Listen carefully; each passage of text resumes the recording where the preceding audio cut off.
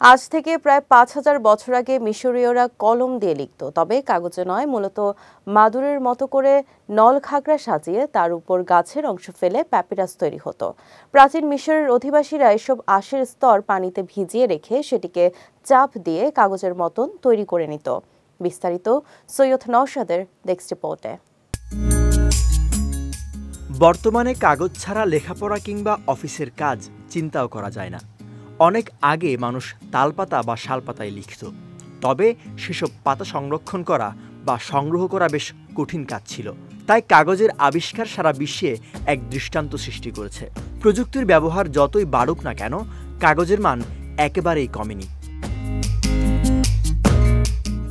আমরা সবাই জানি গাছ থেকে কাগজ তৈরি হয়, কিন্তু কাগজের এই ব্যবহার অতি প্রাচীন।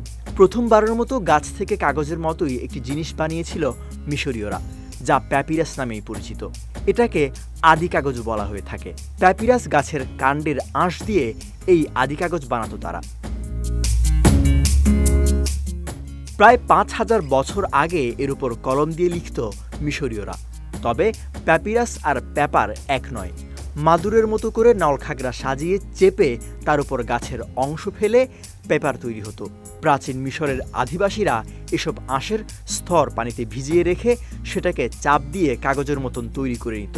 এই প্যাপিরাসে তারা বিভিন্ন রাষ্ট্রীয় দলিলাদি, গল্প বা ধর্মীয় বার্তা লিখতেন।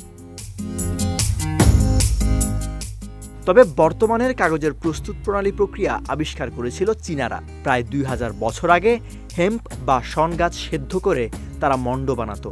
এই মণ্ড শুকিয়ে বানানো হতো কাগজ।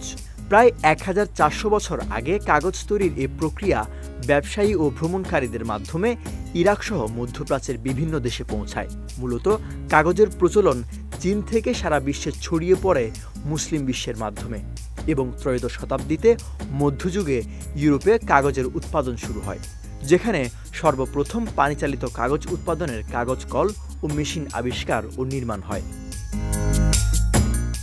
সৈয়দ নওশাদ, বিজয় টিভি নিউজ ডেস্ক।